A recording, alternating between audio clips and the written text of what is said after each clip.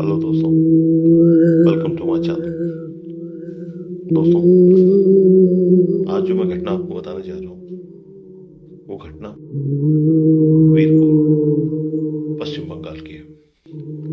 दोस्तों, ये घटना मुझसे मेरे एक दोस्त प्रियंक पांचाल ने शेयर की थी। प्रियंक मेरे साथ इंजीनियरिंग कॉलेज में साथ पढ़ता था।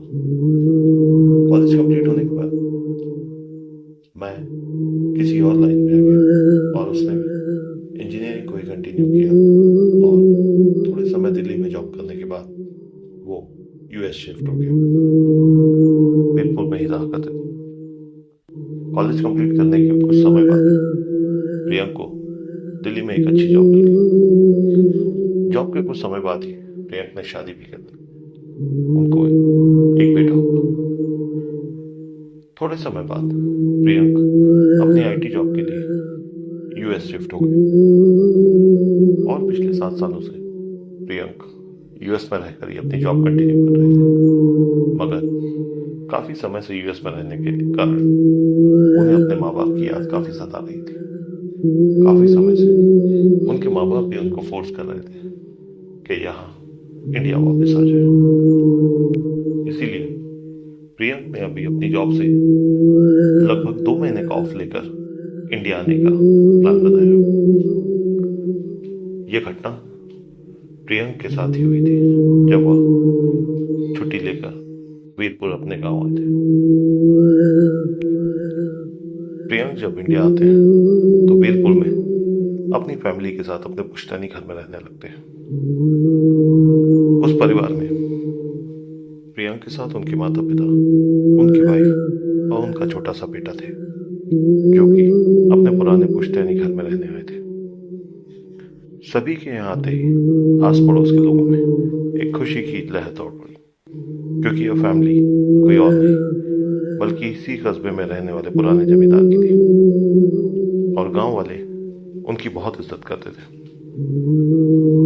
प्रियंक जब यहाँ आए तो कई दिनों तक काफी कुछ अच्छा चल रहा था, सब कुछ ठीक चल रहा था। लेकिन अचानक एक दिन प्रियंक के बेटे की तबीयत अचानक से बिगड़ने लगती है।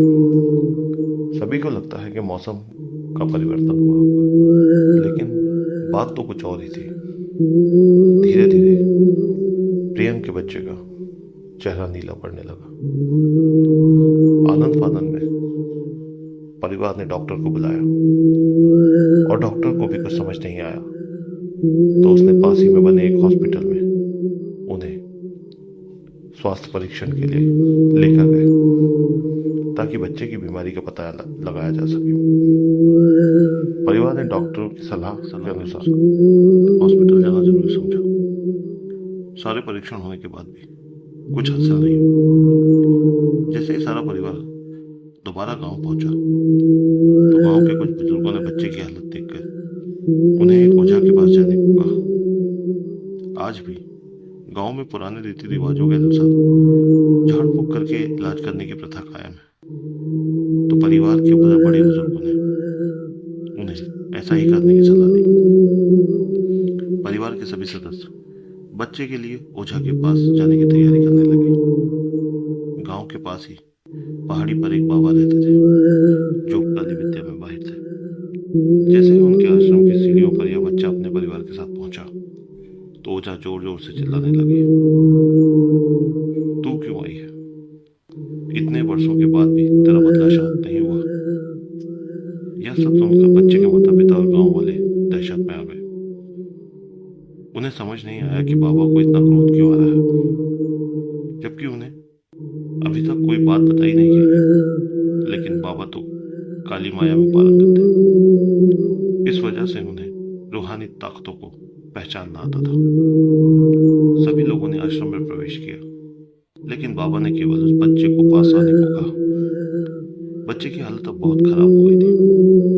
उसकी आंखें लाल हो चुकी थी, उसका शरीर नीला दिखाई पड़ रहा था और उसके शरीर का तापमान आम बुखार से कहीं ज्यादा था। ओझा ने विभूति उठाकर उस बच्चे के मुंह पर फेंकी। बच्चा जमीन पर लेट गया और जोर जोर से हाथ पैर मारने लगा। किसी को कुछ समझ नहीं आ रहा था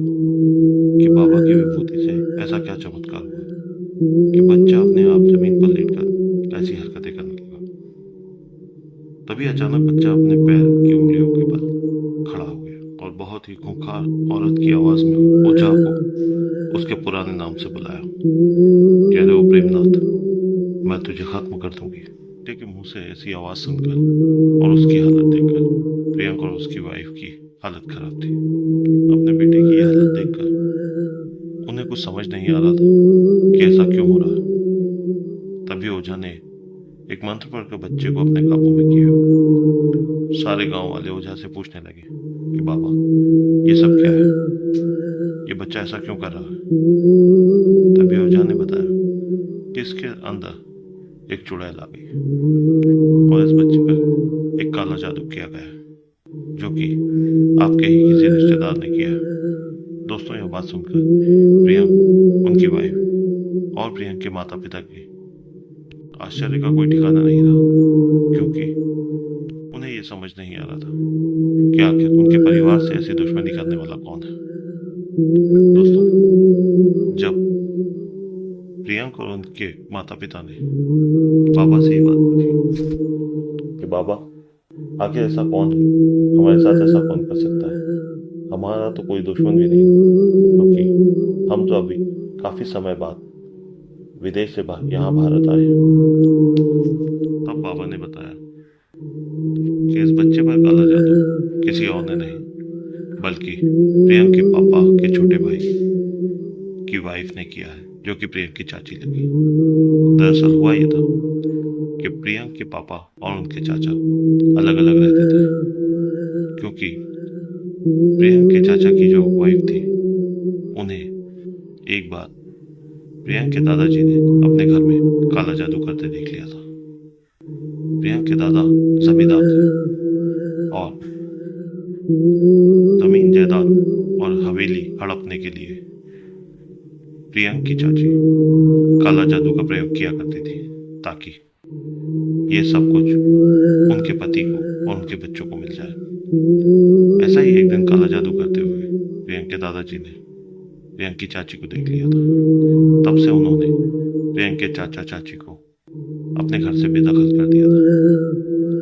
और जब प्रियंक विदेश से वापस लौटकर अपनी हवेली में आए, तो उनके बच्चे प्रियंक से मिलने हवेली आए थे। प्रियंक को भी किसी तरह का कोई शक नहीं, क्योंकि वो भी उनके कजन भाई बहन ही थे। मगर जब वो आए थे, तो प्रियंक की चाची ने उनके हाथ कुछ ऐसा भी छुपाया था जिससे काले जादू को पूरा कर सके और अपना पुराना बदला ले सके। प्रियंक की चाची प्रियंक के दादाजी से तो कोई बदला ले नहीं सकी, मगर इस वंश में अब कोई और आगे ना जिंदा हो जाए, इसलिए प्रियंक की चाची ने काला जादू प्रियंक के बच्चे पर किया। एक्चुअली करना तो वो प्रियंक के ऊपर चाहती थी, मगर प्रियंक काफी ज्यादा पूजा पाठ करते थे, इसलिए शायद वो काली शक्ति प्रियंक पर हावी नहीं हो पाई। घर से निकाले जाने का बदला लेने की वजह से प्रियंक की चाची इस बच्चे को भी एक दर्दनाक मौत देना चाहती थी, ताकि उसका बदला पूरा हो सके। ये सारी घटना जानने के बाद प्रियंक का परिवार ओझा के सामने गिड़गिड़ाने लगे और अपने बच्चे की जान की भीख मांगने लगे। तभी ओझा ने अपने मंत्रों की शक्ति से उस चुड़ैल को उस मासूम बच्चे से बाहर निकाल दिया और कुछ ही क्षणों में वो बच्चा अपने सामान्य हालत में आने लगा। सभी को लगा कि सब कुछ हमेशा के लिए ठीक हो गया, मगर ऐसा बिल्कुल नहीं था। यह तो एक शुरुआत थी कुछ ऐसी घटनाओं की जिनको प्रियंक और प्रियंक का परिवार अब भुगतने वाला था। आने वाला समय प्रियंक और प्रियंक के परिवार पर इतना भारी बीतने वाला था, जो कि उसने कभी सोचा भी नहीं था। दोस्तों, प्रियंक ने आने वाले समय में क्या क्या झेला और कैसे उनके और उनके परिवार की जान बची, ये सब जानने के लिए हमारा अगला एपिसोड जरूर देखें। तो अगर आप जानना चाहते हो कि प्रियंक और उसके परिवार के साथ आगे क्या क्या घटनाएं घटी और कैसे उन्होंने अपने आपको और अपने परिवार को बचाया, तो कमेंट में एपिसोड 2 जरूर